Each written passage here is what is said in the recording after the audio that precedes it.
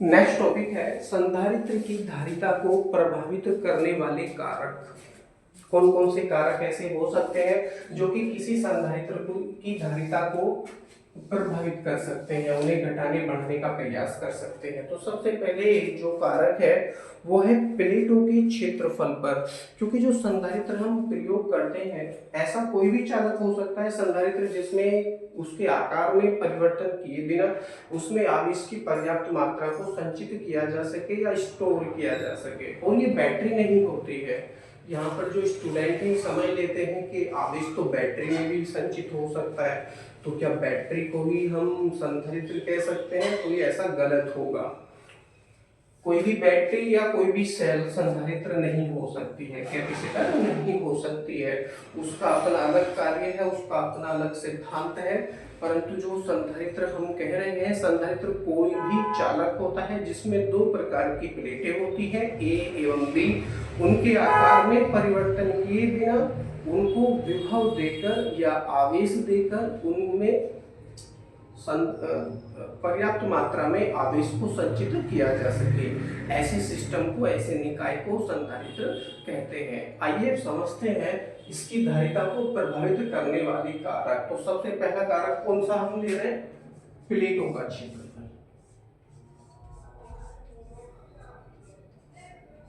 प्लेटों का क्षेत्रफल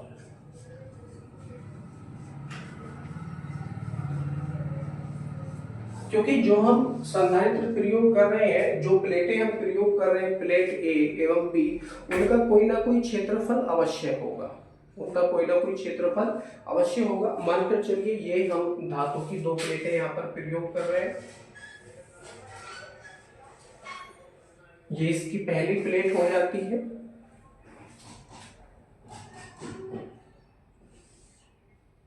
इस तरह से लीजिए आप इसको।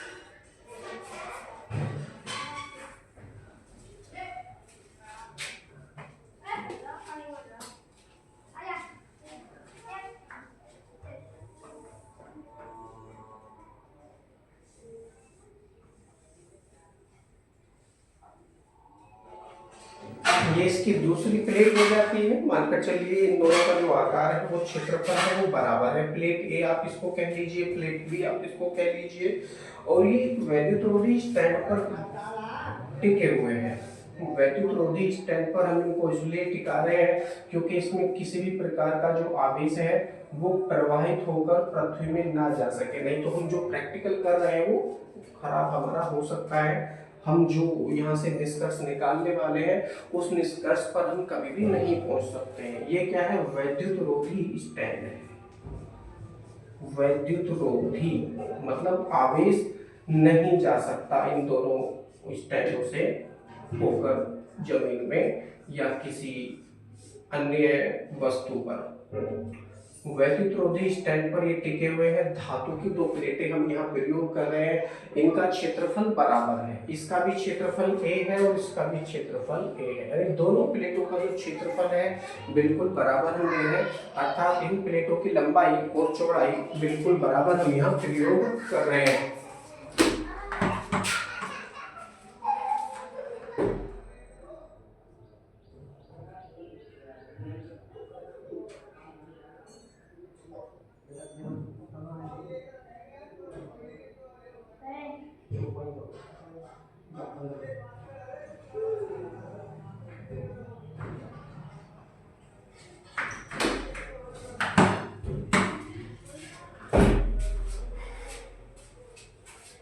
अब इस कंडीशन में हमने किसी भी एक प्लेट को आवेश दे दिया, विभव दे दिया। आवेश या विभव देने के कारण दूसरी प्लेट पर प्रेरण के द्वारा उतना ही आवेश विपरीत प्रकृति का उत्पन्न हो जाता है और इसमें जो पहली प्लेट है उस पर कुछ विभव कम हो जाता है। अब इस कंडीशन में जो पहली प्लेट है ए, उस पर वैद्युत दर्शी लगा रहता है। मानकर चलिए ये वैद्युत दर्शी कहीं यहाँ लगा हुआ है।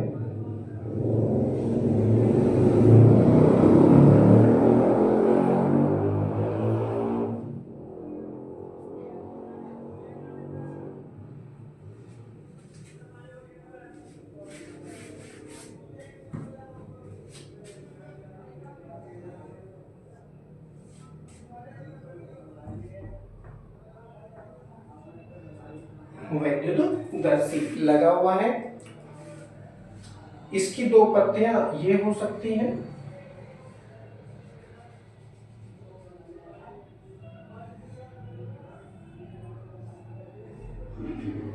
अब इस कंडीशन में क्योंकि हमने इसके क्षेत्रफल में कोई भी परिवर्तन नहीं किया है, किसके क्षेत्रफल में, यहाँ पर जो संधारित्र हम प्रयोग कर रहे हैं उनकी पत्तियों में कोई भी क्षेत्रफल है इस समय, कोई ना कोई क्षेत्रफल तो है, क्योंकि लंबाई है चौड़ाई है, लंबाई गुणा चौड़ाई बराबर क्षेत्रफल बन जाएगा, तो कुछ ना कुछ क्षेत्रफल तो अवश्य है।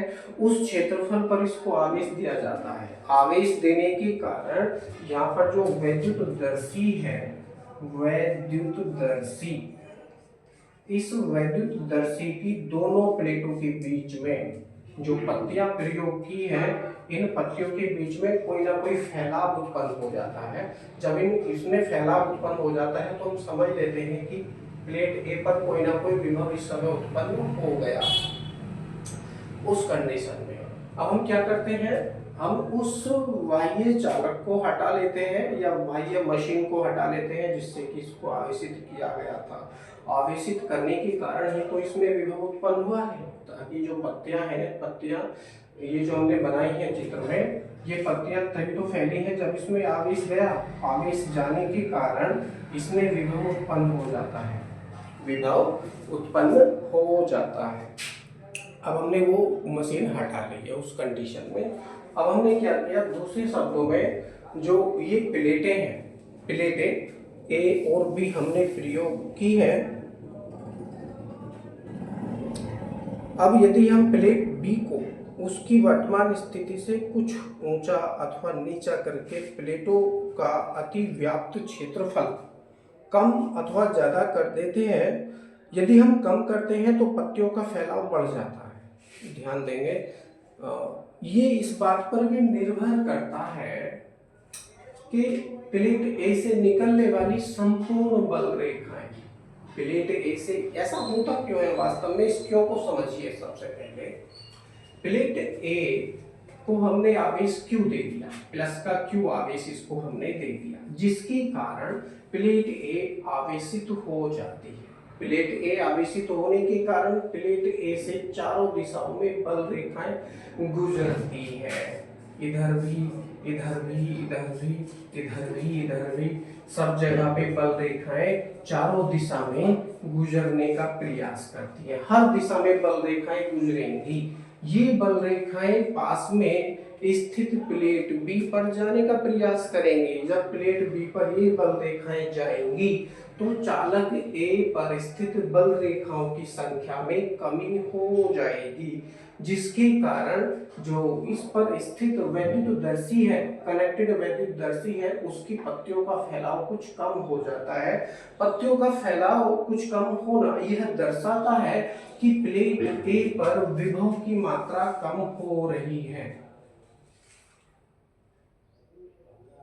इस प्रैक्टिकल को थोड़ा और आगे बढ़ाने के लिए प्लेट बी को ऊपर अथवा नीचे करते हैं। प्लेट बी को यदि हम ऊपर करेंगे तो इसके सामने आने वाला जो क्षेत्रफल है केवल उसी में बल रेखाएं गुजरेंगी। इसका सीधा सा मतलब ये हो जाता है, और जो सिरा इसका ऊपर चला जाता है उसमें बल रेखाएं नहीं गुजरेंगी, जिसके कारण इनकी पत्तियों का फैलाव कम अथवा ज्यादा होता रहता है। जब हम इस प्लेट को इसके सामने से हटा देते हैं या नीचे कर देते हैं पूरी तरह से, इसको यदि हम ऊपर भी करते हैं तब भी और नीचे करते हैं तब भी, इस कंडीशन में वैद्युतदर्शी में लगी हुई दोनों पत्तियां बहुत ही अधिक मात्रा में फैल जाती हैं, अर्थात इसमें जो बल रेखाएं हैं बहुत ही कम मात्रा में आती है। यदि हम इन बल रेखाओं की संख्या को कम कर देते हैं जो कि प्लेट बी से गुजर रही थी, इनको ऊपर अथवा नीचे करके इन संख्याओं को यदि हम कम कर देते हैं तो पत्तियों का फैलाव बढ़ जाता है। इससे यह पता चलता है कि प्लेटों का क्षेत्रफल घटने पर प्लेटों के बीच विभवांतर बढ़ जाता है, अर्थात संधारित्र की धारिता घट जाती है। संधारित्र की धारिता प्लेटों के क्षेत्रफल पर निर्भर करती है तथा इनके क्षेत्रफल के अनुक्रमानुपाती होती है। मानकर चलिए इन प्लेटों का जो क्षेत्रफल है बिल्कुल बराबर है और ये क्या है, ए है। यदि प्लेटों का क्षेत्रफल ए है तो संधारित्र की धारिता हो जाती है C proportional A. C proportional A, C proportional A. C क्या है, यहाँ पर संधारित्र की धारिता है एंड ए क्या है, उसमें प्रयोग होने वाली जो प्लेटें हैं उनका क्षेत्रफल। यदि इन क्षेत्रफल को हम कम करेंगे तो धारिता कम हो जाती है, यदि इस क्षेत्रफल को हम बढ़ा देते हैं तो धारिता उतनी ही बढ़ जाती है। इसका सीधा सा मतलब ये भी हो जाता है, इसका सीधा सा मतलब ये भी हो जाता है कि भाई ये जो प्लेट हम ले रहे हैं ए, प्लेट ए का कोई ना कोई क्षेत्रफल है। अब हम इन प्लेटों को अलग अलग मान लेते हैं, अलग अलग मानकर हम इनको समझने का प्रयास करते हैं। प्लेट ए के चारों तरफ से बल रेखाएं गुजरती हैं इसके प्रत्येक सतह से। यदि इसको आवेशित किया जाता है तो जैसा कि चित्र में मैंने दर्शा रखा है, दर्शाई गई स्थिति में यहाँ पर बल रेखाएं गुजरती हैं। यदि हम इस प्लेट ए के चारों तरफ एक ऐसी प्लेट लगा दें, एक ऐसी प्लेट लगा दें जिससे कि ये बल रेखाएं गुजरे, यदि गुजरे तो दूसरी प्लेट में ही जाए, दूसरी प्लेट में ही जाए। ऐसा केवल तभी हो सकता है जब हम इसके चारों तरफ एक इतनी बड़ी प्लेट लगा दें, यानी जो दूसरी प्लेट है उसका क्षेत्रफल हम बढ़ा दें। तो दूसरी वाली प्लेट का जो हम क्षेत्रफल बढ़ा देते हैं तो उससे अधिक मात्रा में बल रेखाएं गुजरती हैं। अधिक मात्रा में बल रेखाएं गुजरने के कारण वैद्युत रोधी में जो पत्तियां प्रयोग हुई हैं उनका फैलाव कुछ कम हो जाता है, जिसके कारण प्लेट ए का विभव बहुत कम हो जाता है। प्लेट ए का विभव कम होने के कारण इसकी धारिता और भी ज्यादा बढ़ जाती है, यानी इसको और अधिक पर्याप्त विभव तक पहुंचाने के लिए बाहर से और अधिक आवेश देना पड़ेगा। और अधिक आवेश देने का मतलब है कि इसकी धारिता और अधिक बढ़ जाती है। ठीक है जी। तो यदि हम प्लेटों के क्षेत्रफल को बढ़ा देते हैं तो उसकी धारिता अपने आप ही बढ़ जाती है। पहला कारक तो इसका ये हो गया, प्लेटों का क्षेत्रफल बढ़ने से उसकी धारिता बढ़ जाती है। प्लेटों का क्षेत्रफल कम कर देंगे तो धारिता उसी अनुपात में कम हो जाती है। नेक्स्ट आता है प्लेटों के बीच की दूरी। अब देखिए यहाँ पर जो प्लेटों के बीच की दूरी है वो भी अपने आप में महत्वपूर्ण भूमिका निभाती है। वो कैसे निभाती है समझने का प्रयास करते हैं। प्लेटों का क्षेत्रफल तो हमने समझ लिया, प्लेटों के बीच की दूरी।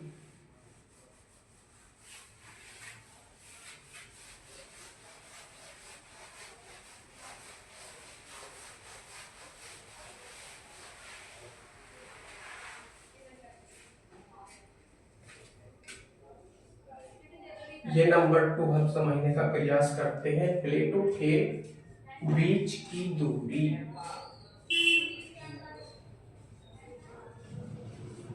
प्लेटों के बीच की दूरी मानकर चलिए किसी संधारित्र की पहली प्लेट है और ये आवेशित है धन आवेश के कारण। अगर हम इस प्लेट को धनावेश देते हैं तो दूसरी प्लेट पर उतनी ही मात्रा में ऋण आवेश उत्पन्न हो जाएगा, या आप इसको कह लीजिए इस पूरी प्लेट पर धन आवेश उत्पन्न हो गया। इसको प्लेट आप ए मान लीजिए। इससे कुछ दूरी पर प्लेट बी रखी है क्योंकि इससे क्या निकलेंगी, बल रेखाएं निकलेंगी, इससे बल रेखाएं गुजरेंगी। मानकर चलिए इससे कुछ दूरी पर दूसरी प्लेट रखी है, इसका नाम दे दीजिए बी है, इसका नाम दे दीजिए बी है। अब ये धनावेशित हो चुकी है क्योंकि धनावेश दिया गया है बाहर से इसको। अब धनावेश देने के कारण इस प्लेट से कुछ वैद्युत बल रेखाएं गुजरेंगी। ये वैद्युत बल रेखाएं क्योंकि आवेश की मात्रा बहुत कम है, बहुत ही क्षीण वैद्युत बल रेखाएं प्लेट ए से गुजरती हैं।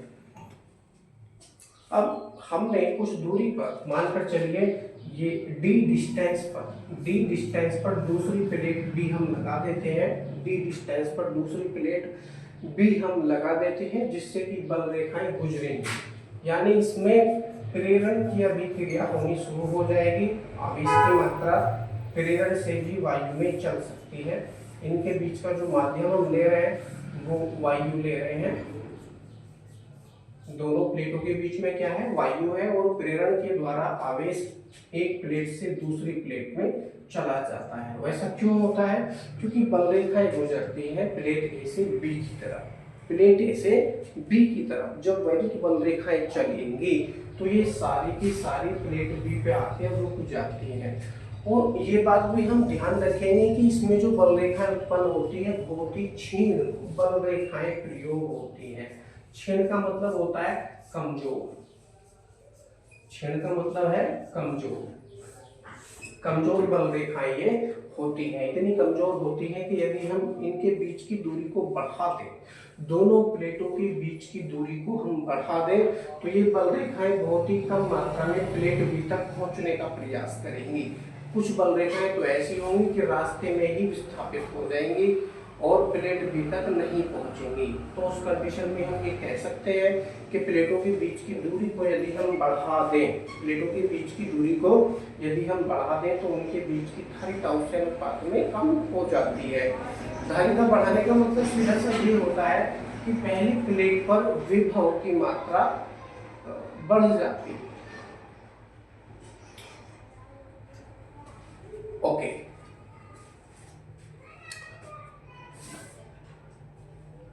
अब ये निश्चित दूरी पर रखी हुई है। प्लेटों के बीच की दूरी डी को यदि हम बढ़ा देते हैं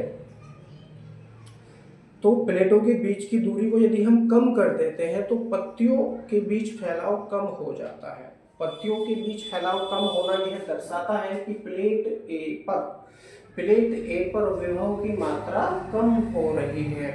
उसे उतने विभव तक लाने के लिए बाहर से और अधिक आवेश देना पड़ेगा, जिससे कि इस संधारित्र की धारिता बढ़ जाती है।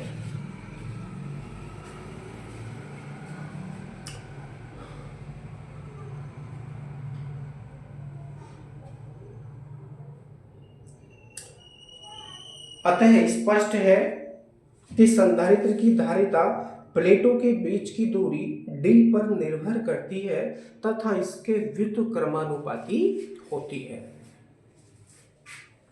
मानकर चलिए दोनों प्लेटों के बीच की दूरी d है, तब इस संधारित्र की धारिता हो जाएगी C प्रोपोर्शनल 1/d।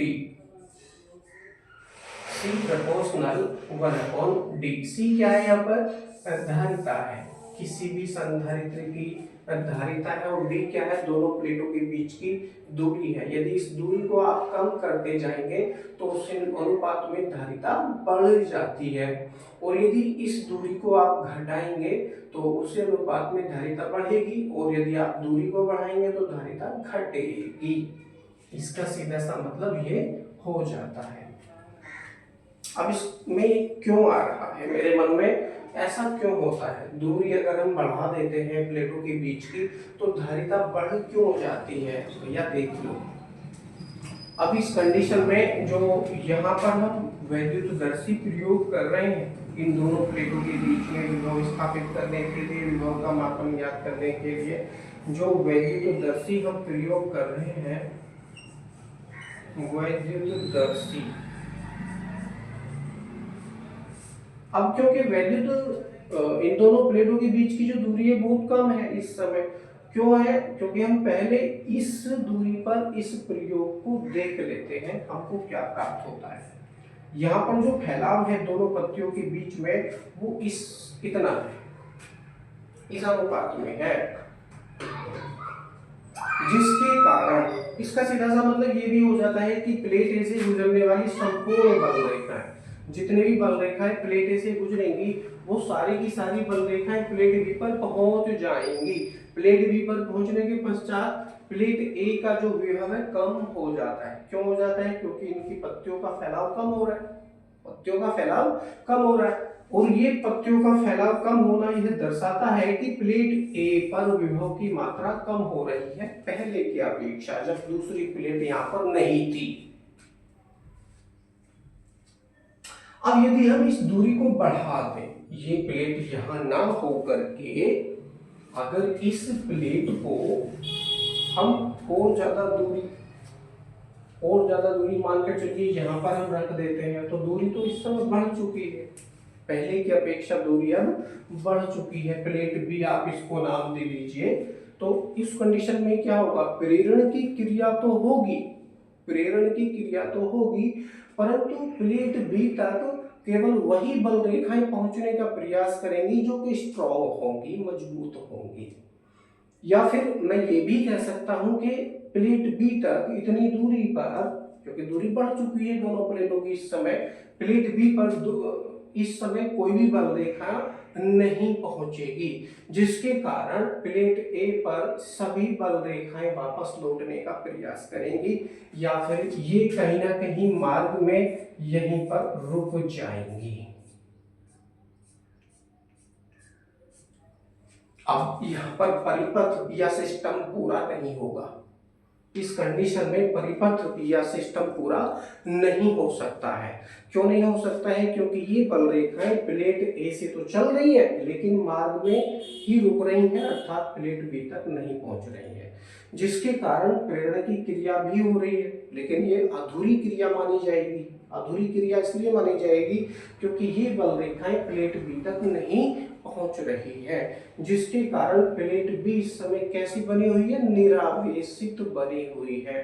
निरावेशित, कोई भी आवेश इस प्लेट पर नहीं है, इसको आप निरावेशित प्लेट भी कह सकते हैं। निरावेशित, कोई भी आवेश इस समय इस प्लेट पर उत्पन्न नहीं होगा। यदि दूरी को बढ़ा देते हैं तो इसके बीच की दूरी बढ़ने से प्लेट ए से चलने वाली बल रेखाएं किसी भी मात्रा में प्लेट बी तक नहीं पहुंचेंगी, जिसके कारण प्लेट बी निरावेशित ही रहेगी। अब हम क्या देखते हैं कि इससे जुड़ने वाला वैद्युतदर्शी इस समय इसकी प्लेटों के बीच में जो फैलाव था उसमें किसी प्रकार की ना तो कमी होती है और ना ही वृद्धि होती है। तो ना ही कमी होती है और ना ही वृद्धि होती है, इस बात को दर्शाता है कि इसके विभव में किसी भी प्रकार का कोई परिवर्तन नहीं हुआ। जितना आवेश इसको पहले दिया था वही आवेश बाद में भी इसका बना हुआ है, वही विभव बाद में भी इसका बना हुआ है। अब इसको बाहर से आवेश देने की आवश्यकता नहीं है। क्यों नहीं है? क्योंकि विभव में परिवर्तन हुआ ही नहीं। विभव में परिवर्तन नहीं होने के कारण इसको बाहर से अब और आवेश नहीं दे सकते। जब बाहर से किसी भी संधारित्र को आवेश नहीं दे सकते हैं तो हम कह सकते हैं कि उसकी धारिता घट गई। धारिता की परिभाषा होती है किसी चालक के आवेश ग्रहण करने की क्षमता। किसी चालक के आवेश ग्रहण करने की क्षमता। अब क्योंकि आवेश नहीं ले रहा है तो धारिता तो पूरी हो चुकी है, अर्थात धारिता इस समय घट चुकी है। अब दूसरे शब्दों में मैं ये कहूं कि वापस इस प्लेट को, प्लेट बी जो कि पहले रखी हुई थी यहाँ पर, मैं यहाँ पर ना ले करके कुछ कम कर दूं, मान के चलो मैं यहाँ पे खड़ा करता हूँ इसको, तो संपूर्ण बल रेखाएं प्लेट बी में गुजरने का प्रयास करेंगे, जिसके कारण प्लेट ए का विभव कम हो जाएगा। इस विभव को बढ़ाने के लिए बाहर से इसको कुछ आवेश और देना पड़ेगा, जिसके कारण इसकी धारिता बढ़ जाती है। C proportional 1/D। अतः सिद्ध होता है कि दोनों प्लेटों के बीच की दूरी यदि हम घटा देते हैं तो संधारित्र की धारिता उसी अनुपात में बढ़ जाती है। यदि इस दूरी को हम बढ़ा देते हैं तो किसी संधारित्र की धारिता उसी अनुपात में घट जाती है। अब नेक्स्ट आता है इसमें प्लेटों के बीच के माध्यम पर। जी समझ लीजिए, प्लेटों के बीच का माध्यम यदि हम बदल दें, क्योंकि अभी तक हम जो प्रैक्टिकल कर रहे थे वो ये मानकर कर रहे थे कि दोनों प्लेटों के बीच में क्या है, वायु है, और हम लिख भी रहे थे वायु है, वायु मानकर ही तो कर रहे थे। अब यदि वायु के स्थान पर यदि कोई परावैद्युत पदार्थ जैसे मोम, कंच या कोई और वस्तु रख दें जो कि इन बल रेखाओं को गुजरने ना दे अपने भीतर से, या फिर गुजरने दे तो बहुत ही कम मात्रा में गुजरने दे, यदि हम ऐसे किसी पदार्थ को इन दोनों प्लेटों के बीच में रख देते हैं तब इसकी धारिता पर क्या प्रभाव पड़ता है समझने का प्रयास करेंगे। उपरोक्त प्रयोगों का मतलब है कि जितने भी प्रयोग हमने किए हैं इसमें, उन सभी प्रयोगों में प्लेट ए व बी प्लेटों के बीच वायु के स्थान पर वैद्युत रोधी पदार्थ जैसे कि कांच, अभ्रक, पैराफिन, मोम, तेल इत्यादि रख दें, परंतु दोनों प्लेटों के बीच की दूरी को स्थिर रखें। यानी जिन दूरियों पर हम प्रयोग कर रहे थे पहले, उनकी दूरी परिवर्तित किए बिना उन दोनों प्लेटों के बीच के माध्यम में यदि हम कोई परावैद्युत पदार्थ जैसे कि कंच का टुकड़ा, अभ्रक, पैराफिन, मोम, तेल आदि रख देते हैं तो वैद्युतदर्शी की पत्तियों के बीच फैलाव कम हो जाता है। वैद्युत रोधी की पत्तियों के बीच फैलाव कम होना यह दर्शाता है कि प्लेट ए का विभव कम हो चुका है। इसको वापस पुनः उसी विभव पर लाने के लिए बाहर से इसको और आवेश देना पड़ेगा, जिसके कारण इसकी धारिता और बढ़ जाती है।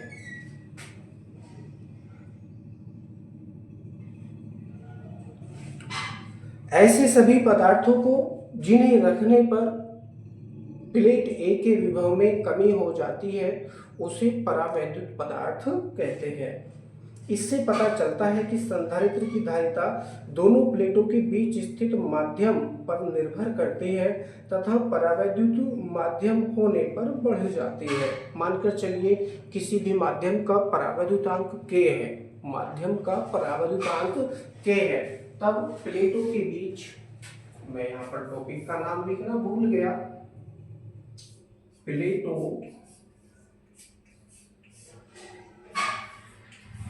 के बीच माध्यम पर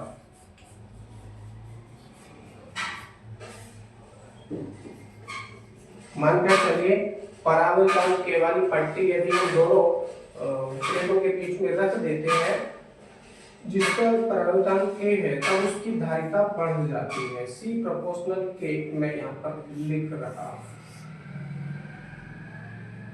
C प्रोपोर्शनल K मैं यहाँ पर रख रहा हूँ। यहाँ पर 3 प्रयोग हो चुके हैं। हमने यहाँ पर समझने का प्रयास किया है कि किसी भी संधारित्र की धारिता को परिवर्तित करने वाले कारक कौन कौन से हो सकते हैं। तो सबसे पहला कारक बताया था प्लेटों का क्षेत्रफल यदि हम बढ़ा देते हैं तो धारिता उसी अनुपात में बढ़ जाती है, यदि हम घटा देते हैं तो धारिता उसी अनुपात में कम हो जाती है। और यह है धारिता प्लेटों के क्षेत्रफल के अनुक्रमानुपाती होती है। यदि प्लेटों के बीच की दूरी d को हम बढ़ा देते हैं तो धारिता उसी अनुपात में कम हो जाती है तथा यह व्युत्क्रमानुपाती होती है बीच की दूरी के, अर्थात C प्रोपोर्शनल 1/d। और प्लेटों के बीच का जो माध्यम है उस पर भी निर्भर करती है, माध्यम का जो परावर्तांक है कि उसके अनुक्रमानुपाती है होती है। तो C प्रोपोर्शनल के तीनों ही प्रयोग हमने किए हैं। तीनों ही प्रयोगों में यदि हम तीनों प्रयोगों को समीकरण नंबर 1, समीकरण नंबर 2 व समीकरण नंबर 3 मान लें तो यहाँ से एक सूत्र की स्थापना भी हम कर सकते हैं। सूत्र की स्थापना, भाई हमने जो पहला प्रयोग किया था इसमें पहला कारक जो बताया था वो क्या था, प्लेटों का क्षेत्रफल, जिससे सिद्ध हुआ था C proportional A। C proportional A, तो इसको हम समीकरण नंबर 1 बना लेते हैं, इसको समीकरण नंबर हम 2 बना लेते हैं, इसको समीकरण नंबर 3 हम बना लेते हैं और तीनों समीकरणों को मिश्रित कर देते हैं। मिश्रित करने पर हमको प्राप्त होता है C proportional A। C proportional A के upon D, C proportional A के अपॉन D, यह हमको सूत्र प्राप्त होता है। इस सूत्र की सहायता से हम किसी भी संधारित्र की धारिता ज्ञात कर सकते हैं यदि A, K और D की वैल्यू वहां पर दे रखी है तो। अब यदि हम इस अनुक्रमानुपाती चिन्ह को हटाएंगे तो कोई ना कोई नियतांक हम यहाँ पर प्रयोग करेंगे। वो नियतांक क्या होगा, एप्सिलॉन 0। क्या होगा, एप्सिलॉन 0, निर्वात की वैद्युतशीलता, अर्थात हो जाएगा C इक्वल टू मैं यहाँ पर इसको उल्टा करके लिख रहा हूँ के ए एप्सिलॉन 0/d, कुछ इस तरह से, क्योंकि आप पढ़ने में थोड़ा ठीक लगेगा। ठीक तो अब भी है, हमको क्या यहाँ पर इसका श्रृंगार करना है भाई, अब भी गुणा में है और ये अब भी गुणा में है, आगे पीछे करके लिख दिया। लेकिन पढ़ने की जो आदत है पहले से स्टूडेंट्स को, वो के ए एप्सिलॉन 0 है, ना कि ए के। तो मैंने इस फॉर्म में इसको रख लिया, थोड़ा अच्छा लगेगा। फेरेड मात्रक है फेरेड। तो इन सभी तीनों समीकरणों को मिलाकर हमको एक सूत्र मिला।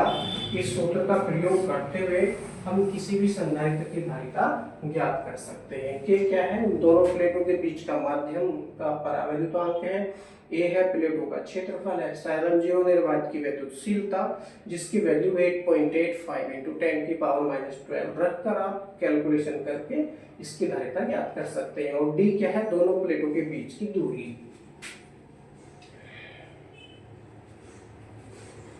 यहाँ पर आने के पश्चात ये है आर्टिकल और टॉपिक आपका बिल्कुल कंप्लीट हो चुका है। बाकी जो टॉपिक आते हैं वो नेक्स्ट वीडियो में हम समझने का प्रयास करेंगे।